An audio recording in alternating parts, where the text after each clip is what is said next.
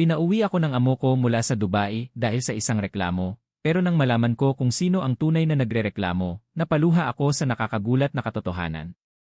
Hindi ko makakalimutan ang araw na yon. 7 taon akong mari sa Dubai. 7 taon na puro sakripisyo, pagod, at luha ang kapalit para lang mabigyan ng magandang buhay ang pamilya ko sa Pilipinas. Ako si Marisa, 38 taong gulang, isang domestic worker. Hindi madali ang buhay ko roon. Araw-araw akong gumigising ng alas 4 ng madaling araw para maghanda ng almusal, maglinis ng buong bahay, maglaba, magplansa, at mag-alaga sa 2 anak ng amo ko. Pero tiniis ko lahat. Sa tuwing naiisip ko ang anak kong si Kevin na nag-aaral ng kolehiyo, nawawala ang pagod ko. Konting tiis pa, anak makakatapos ka rin, lagi kong bulong sa sarili ko. Mabait naman ang amo kong si Madam Salma. Kaya nang isang umaga, bigla niya akong pinatawag sa opisina niya, kinabahan agad ako. Pagpasok ko, seryoso ang mukha niya.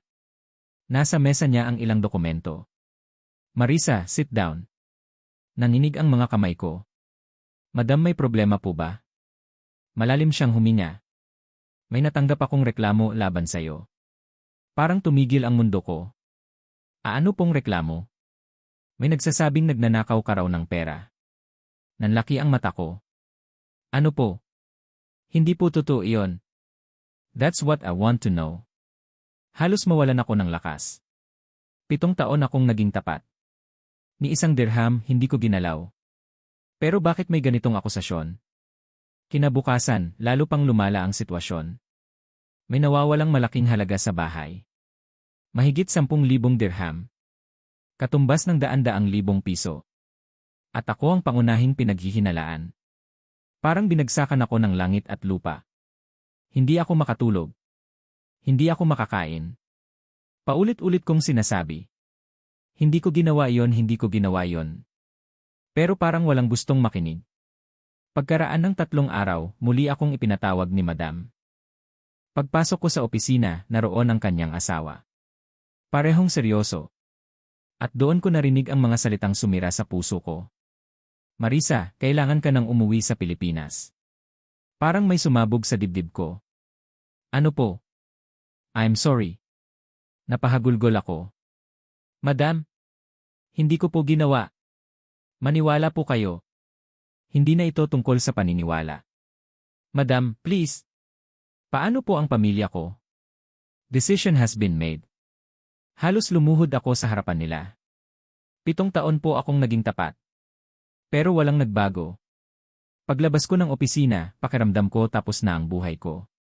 Paano ko haharapin ang pamilya ko?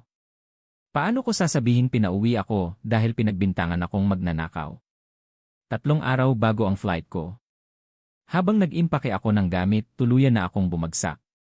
Umiyak ako ng umiyak. Lord, bakit po? Hindi ko maintindihan. Wala naman akong ginawang masama. Pero parang ako pa ang pinarurusahan. Dumating ang araw ng pag-uwi. Pagdating ko sa airport, wala na akong lakas magsalita. Pakiramdam ko, isa akong kriminal. Buong biyahe pa uwi, umiiyak lang ako. Paglapag ng eroplano sa Maynila, lalo akong nasaktan. Dahil wala ni isang kamag-anak ang sumundo sa akin. Tahimik kong binuksan ang cellphone ko. At doon ko nakita ang mensaheng nagpayanig sa buong pagkatao ko. Galing kay Kevin. Ma, huwag ka munang umuwi sa bahay. Nagulat ako. Bakit? Mabilis siyang tumawag. Pagkasagot ko, umiiyak siya. Ma, patawarin mo ako eh. Anak? Anong nangyayari? Lalong lumakas ang iyak niya. At ako ang dahilan kung bakit ka pinauwi. Parang tumigil ang mundo ko. Ano? Nanginginig ang boses niya. Ma, ako po ang humingi ng tulong kay Madam Salma. Hindi ako makahinga. Ano nang ibig mong sabihin? At ako po ang nagpadala ng anonymous complaint ni. Parang bumigay ang tuhod ko. Ano? Ma, hindi para sirain ka. Anak, ano nang sinasabi mo? Humahagulgol siya. May sakit ka na pala ni. Natigilan ako. Ano? Alam kong tinatago mo sa amin. Bigla kong naalala. Ilang buwan na akong may matinding pananakit sa dibdib. Pero hindi ako nagpapatingin. Ayokong gumastos. Ayokong mabawasan ang perang ipinapadala ko. Ma. Kinausap ko si Madam. Tinanong ko siya kung paano kita mapapauwi. Hindi ako makapagsalita. At sinabi niyang hindi ka papayag na umuwi kung sasabihin lang naming may sakit ka. Tumulo ang luha ko. Tama ka, anak. Kaya gumawa kami ng paraan. Parang gumuho ang lahat ng galit sa puso ko. Ang reklamo ni Pik? Opo. Walang nawawalang pera. Wala po. Tuluyan akong napaiyak. Lumalabo ang paningin ko. Bakit mo ginawa yon? Dahil gusto ka naming makasama habang may oras pa. Nanigas ako. Ano nang ibig mong sabihin? Tahimik siya. Pagkatapos ay sinabi niya ang pinakamasakit na katotohanan. Ma. Stage 2 cancer po ang nakita sa medical results mo.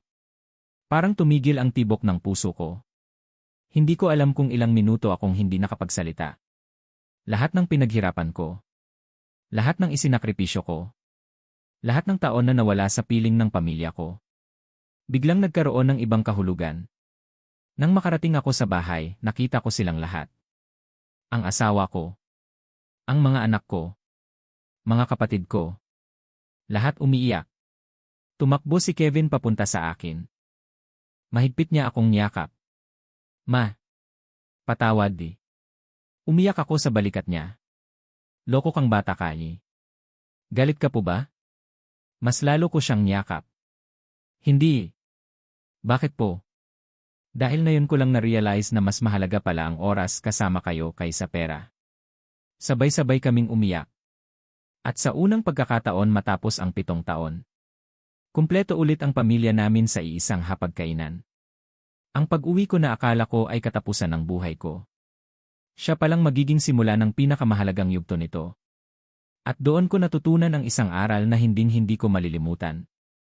Minsan, ang pinakamalaking trahedyang akala natin ay sumpa ay siya palang himalang matagal nang ipinagdarasal ng mga taong tunay na nagmamahal sa atin.